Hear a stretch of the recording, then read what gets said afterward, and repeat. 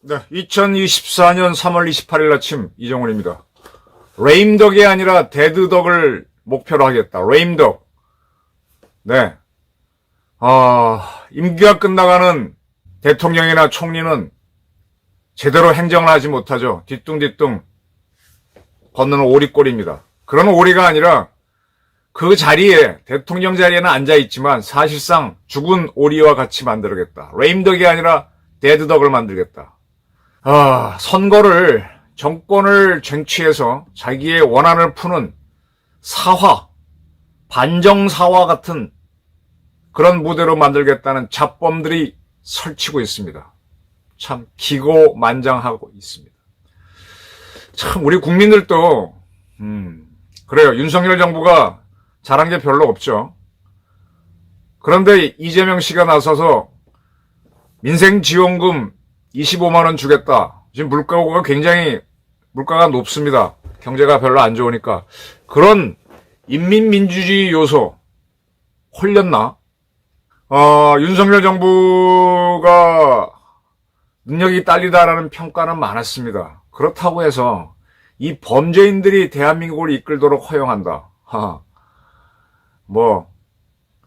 빈대 태우는 재미 때문에 초과상관 태우겠다. 이렇게 가는 것처럼 현재 우리 정치는 보입니다. 참 아쉬워요. 오늘 아침 동아일보 기사가 눈을 탁 칩니다. 저는 오랫동안 기자를 하면서 팩트 위주로 보도록 훈련된 사람이에요. 그래서 저도 이제 가끔씩 제 희망사항을 넣어서 사실을 해석하다가 당황하고 합니다. 저도 그걸 발견 못하는 거죠.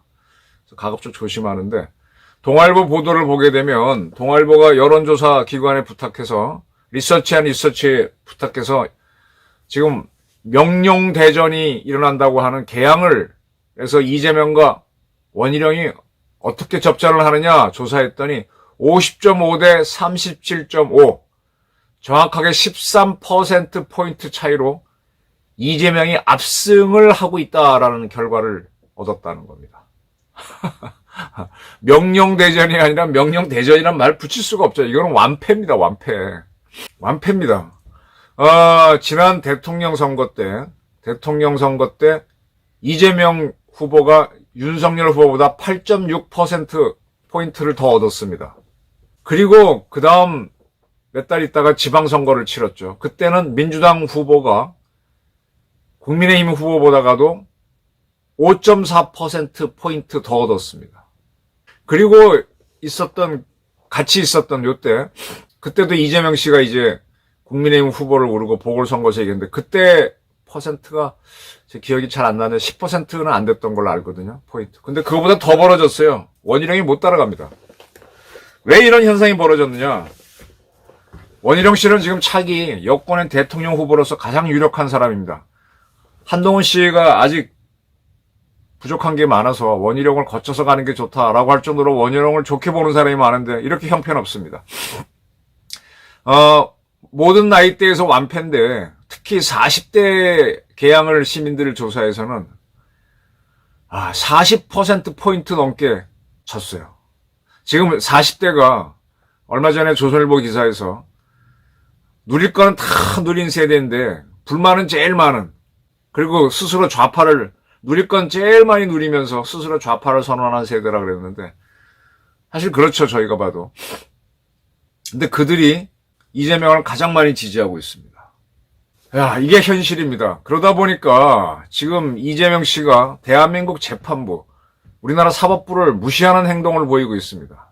사실은 우리나라 사법부가 김명수라고 하는 춘천지법원장을 어느 날 갑자기 대법원장에 문재인 대통령이 임명하면서부터, 물론 그 전부터 이제 우리법연구회 같은 이상한 조직들이 사법부에서 방향을 이상하게 바꿔왔었고, 그리고 민변이라고 하는 변호사 단체가 이상하게 행동하면서 우리 사법계가 이상하게 흐른 건 있지만은, 김명수 씨가 사법부의 수장이 되면서 참 법원이 이상해졌었습니다.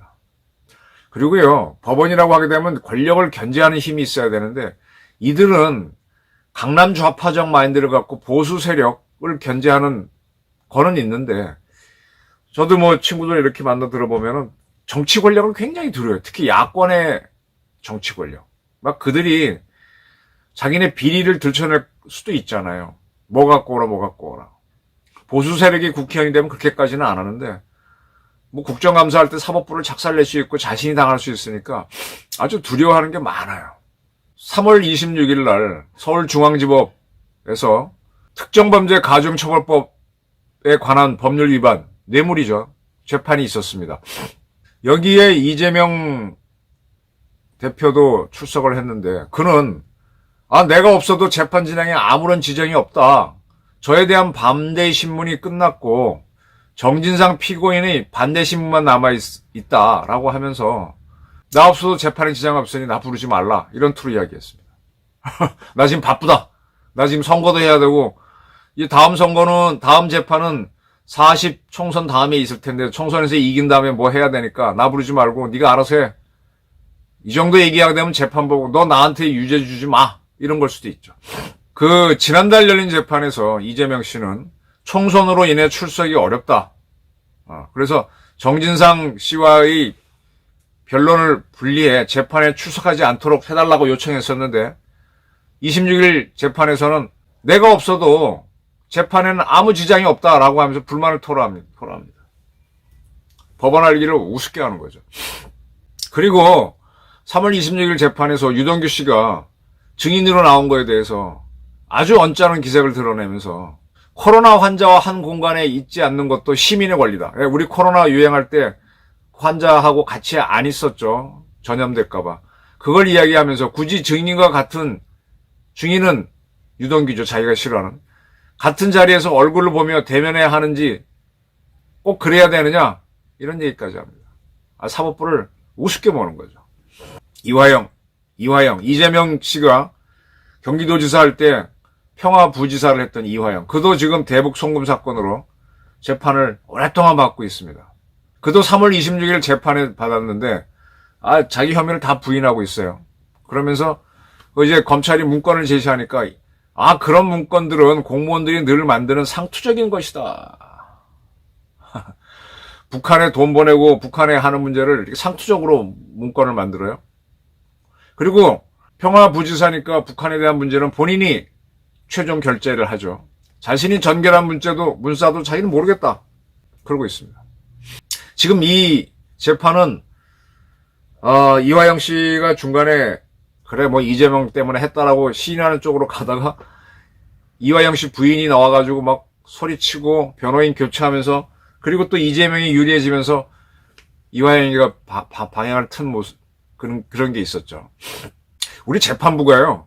지금 사법부가 웃깁니다. 아주 정치 권력, 특히 야권 권력에는 절절매요. 서강대학교 나온 판사, 강무 판사는 이재명의 선거법 위반 재판을 자기가 하면서 그거 빨리빨리 해도 되는데 2주에 1회씩 질질 끌다가 나중에 사표 내고 도망갔죠. 자기가 결론 안 내리고. 그리고 나서 뭐 어쩌고 저쩌고 자기 뭐 힘들었다고 단톡방에 쓴 게 드러났고. 에휴, 참 사법부 재판관들 이렇게 술 먹어보면은 거만 떨기는 참 많이 떨어. 자기가 뭐 유죄 주면은 다 죽고 사는 줄 아는데 진짜 권력, 특히 야권 권력, 운동권 권력 앞에는 자기 망신 당할까봐 쩔쩔맵니다. 그러니까 이화영이 설치고 이재명이 저럴 수 있는 거죠. 그뿐만이 아니에요. 조국 입시 비리 문제로 유죄를 받은 사람이죠. 2심까지 받았습니다. 그건 뭐라 그러느냐. 동아일보 인터뷰에서 이렇게 얘기합니다. 총선 이후 윤석열 정권은 심각한 위기에 빠질 것. 세월호 사건 이후에 박근혜 대통령 정부가 데드덕 상황이었다. 레임덕도 아니고 죽은 오리. 옛날에 그 진시황이 죽으니까 그 누굽니까 이사하고 이런 사람들이 그 시신을 똥꽁 싸면서 시신이 임금 노릇하는 것처럼 하고 자기들이 통치를 했었죠. 그렇다고 말하는 건가? 데드덕이란 건? 그래서 최순실이 힘을 썼는데 그런 상황이 벌어질 수도 있다. 윤석열 정권은 40 총선 이후 심각한 위기에 빠질 겁니다. 우리가 더 위기에 빠뜨릴 겁니다. 라고 하면서 2심에서 징역 2년을 선고받은 조국이 동아일보 기자 앞에서 기염을 토했습니다. 꼭 그러면서 하는 이야기가 그도 뭐 바보는 아니니까 이번 총선에서 대통령을 탄핵시킬 수 있는 200석을 민주당이나 범야권이 얻는다고 보는 건 무리죠. 그렇게 압승을 했던 지난 4년 전 총선에서도 200석은 못 얻었습니다. 탄핵 추진에 필요한 200석을 확보하는 것은 매우 어려운 과제다. 그러나 대통령이 윤석열이죠. 불법을 한 것이 확인되고 또 그 부분이 헌법재판소에서 받아들여져야 뭐 탄핵이 되는데 그거는 현실적으로 어려울 수 있기 때문에 다른 방법으로 탄핵을 못 시키더라도 다른 방법, 지금 이종섭 사건 이런 거 다 묶어갖고 대드덕으로 만들겠다고 기염을 토하고 있습니다. 이 잡범이. 부인도 그렇고 딸도 그렇고 온 가족이 그 모양인데 이렇게 됐습니다. 윤석열 정부가 이제 국정을 멋있게 근데 제가 늘 기사를 보면요. 제가 요즘 한참 박정희 대통령 유세 동영상들 이렇게 보고 있습니다. 박 대통령 잘했다는 거 하잖아요. 박 대통령도 매번 선거 때는 압승을 못해요. 잘하면 잘한다고 또 독재한다고 논리 만들어 대드는데 거기에 많은 국민들이 편승해서 같이 불만을 토로합니다. 그러니까 이 박정희도 하다 안 되니까 안정된 전국 운영을 위해서 전국 국회의원의 3분의 1을 자기가 지명한 걸로 채우는 유정회를 만들었잖아요. 독재를 했지 않습니까? 잘해도 그렇고 못해도 그렇고 항상 이상하게 이 투덜이들이 선동을 해서 지금 25만 원씩 주겠다. 이재명 뭐 다 던지는 거 아닙니까? 어? 그러니까 이제 물가고가 있으니까 거기에 편승해서 국민들 중에 상당수가 저러니 참 개양을은 호구 소리까지 들었는데도 저렇게 13%포인트로 이재명한테 몰아주니 이거 어쩝니까? 제가 무슨 얘기인가 하면은 잘하는 대통령도 어려웠고 못하는 대통령도 어렵습니다. 그게 이제 기본적인 선거의 속성인데 그래서 이 선거는 항상 해보면은 기존 세력을 견제를 해줘요. 근데 견제를 넘어서서 하게 되면 정권 교체로 가는 거죠. 정권 교체는 할 타이밍이 아닌데 총선은 아니죠. 근데 그렇게 됐을 때 되면 이제 나라 꼴이 말이 안 되는 겁니다. 지금 그렇게 가고 있습니다. 레임덕이 아니라 데드덕을 만들겠다라고 징역 2년을 2심에서 확정받은 조국이 떠들고 있어요. 그리고 그들은 권력을 잡으면은 윤석열은 물론이고 도륙을 내겠다라는 그런 사활을 반정을 꿈꾸고 있습니다.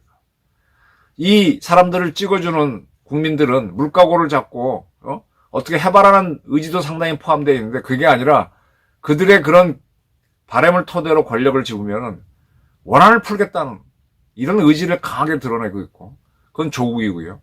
이화영과 이재명은 그것까지는 아니지만 재판부를 무시하면서 야 뭐해?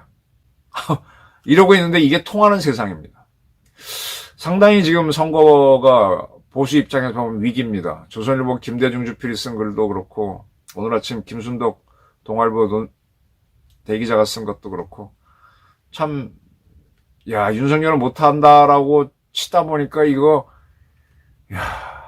나라 망하게 생겼다. 위기들을 갖는 것 같아요. 정치 잡범들의 세계를 만들어 주려고 하는 대한민국 국민. 그들을 제가 좀 치고 싶은데 주권자라서 칠 수는 없고 25만에 홀려버리는 한국 국민들에 대해서 저는 감히 규탄을 하는 말입니다. 감사합니다.